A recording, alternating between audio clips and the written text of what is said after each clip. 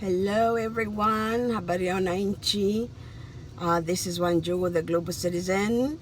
If you might also know me by Maria, but today I'm not here to talk about the diaspora.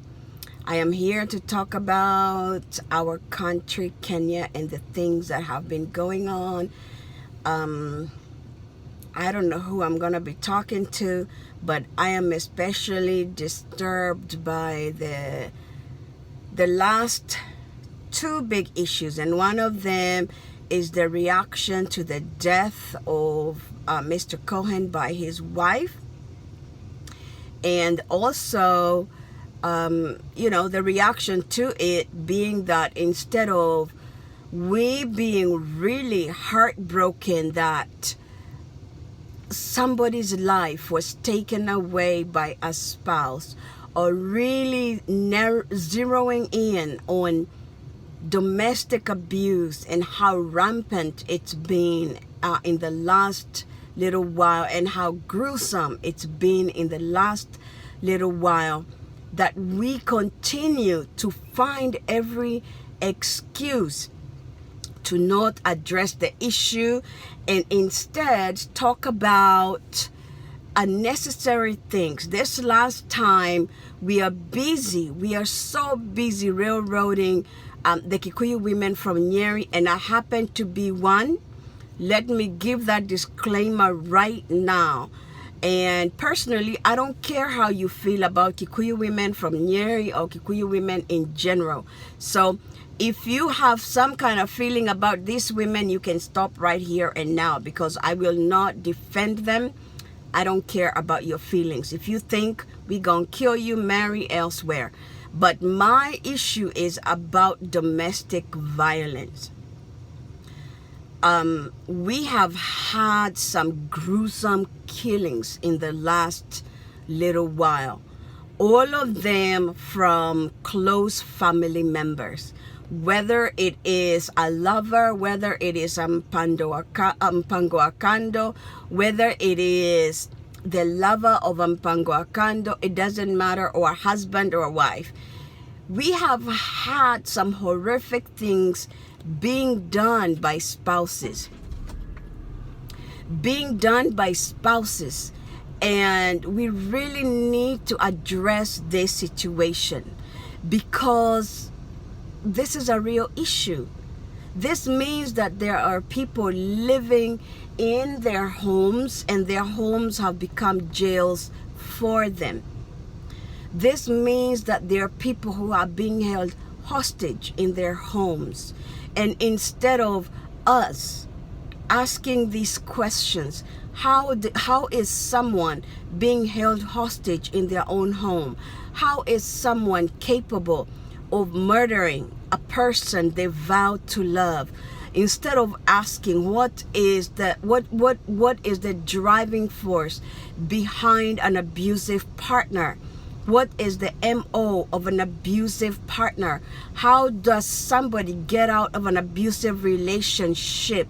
Is there anything that can be done to identify an abusive partner so somebody does not end up like the ones who have been killed? Instead of asking these important questions, we are so busy online harassing an entire tribe, an entire gender that is not connected in any way, shape, or form to this situation, and losing opportunities, and at the same time victimizing the victim all over again. It seems to me that there's something about us that lacks empathy. We seem to be afraid to look at the issue. We are afraid to feel the pain of the other person.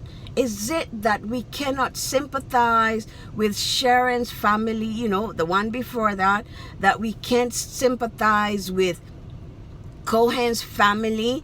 Is it that we don't want to think about the gruesomeness of what happened? Is it that there are too many of us in abusive situations that we cannot look at it? Is it that so many of us are abusers that we don't want to admit it? I don't know, but this whole situation where so many of us are unwilling to really address the real issue, which is domestic violence. The last time a girl was hacked by her lover in broad daylight, we started talking about, women should stop using men. That's not the issue. The real issue is that there is somebody who, for a certain amount of money, is willing to chop another human being. Like, where is our humanity? Friends, where is our humanity that there is somebody born of a woman who is able to do that? And not only that, that there are other people who are saying that they're able to do that. How low have we gotten that human life is so useless, that we will hack it for material things. We will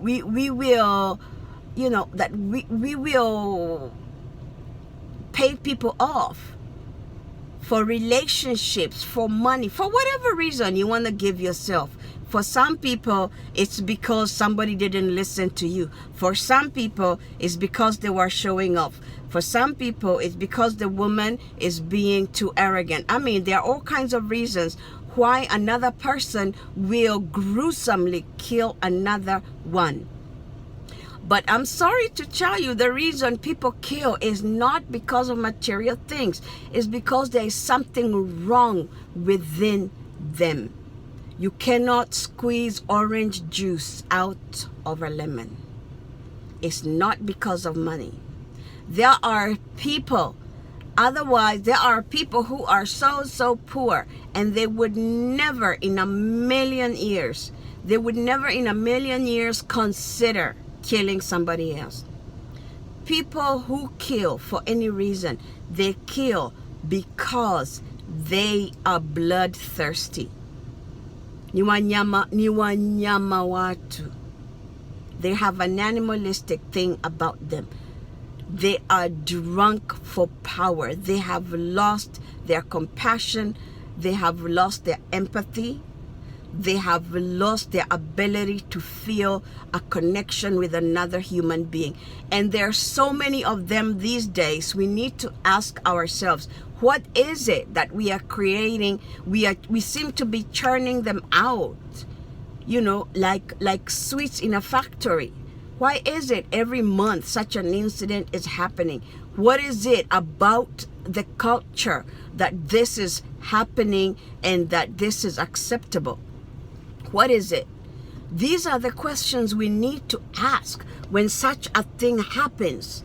Not walk around, go online, insult, getting all tribal.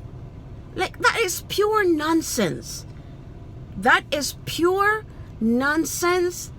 It's very childish. It shows that, the communal mind is asleep. The communal mind is on autopilot. There are no individual thinkers amongst the people. It's just ridiculous.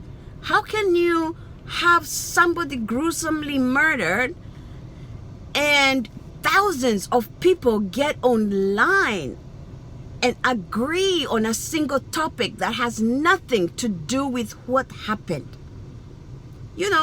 What is the connection between an agenda from an entire tribe and how a woman has hired killers to kill her husband? That is abuse. There is evidence that there was continued, discord between this family. And the fact that we are not addressing that as a group, and the fact that we have so much of that happening in many households, and we don't seem to think that that is a problem. is the issue in our culture. We need to develop empathy. And now I want to talk about the little boy, the little fourth grader who went online and did a video using curse words.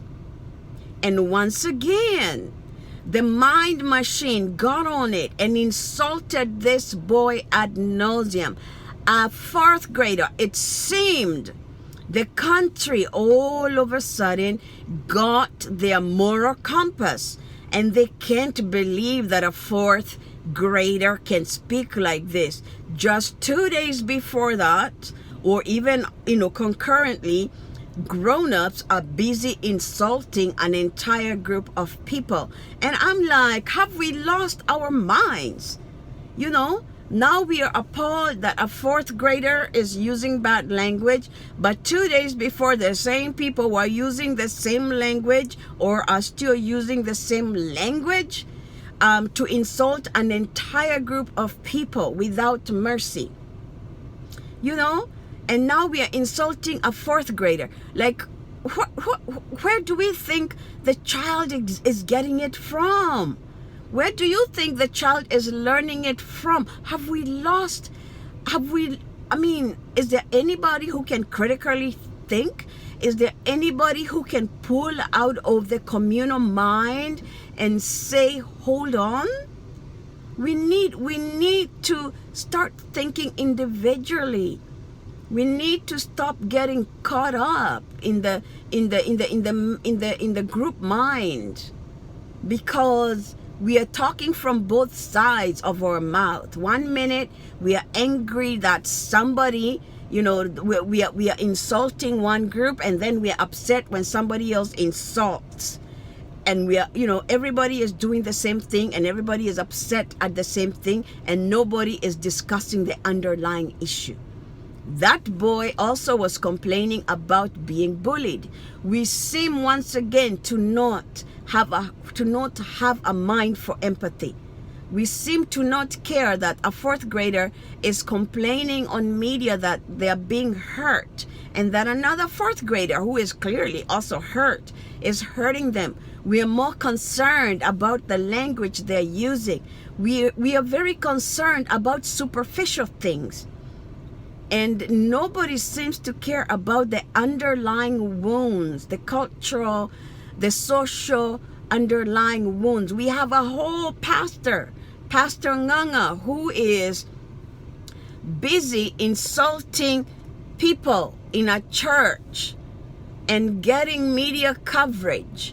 This is a man of God who has no problem cursing, who has no problem slapping people around, who has no problem beating women and choking women, and that doesn't seem to be a problem. But we will have a problem with the 14-year-olds using curse words to defend himself. We have a problem.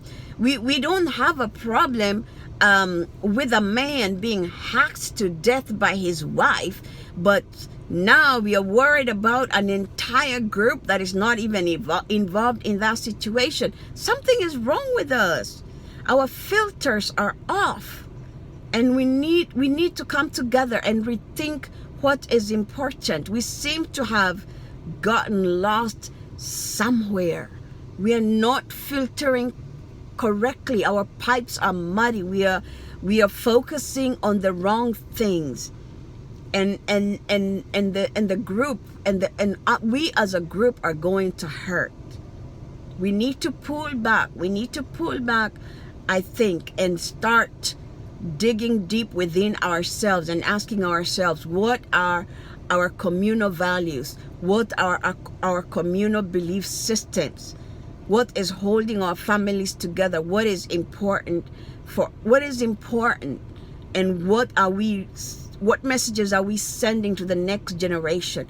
Because you cannot keep Nganga, Pastor Nganga, whatever, and you cannot keep him in the media as he is and then get pissed off that a fourth grader is cursing. That there is a cognitive discord there. You can't get upset at one and not curse out the other. Impossible.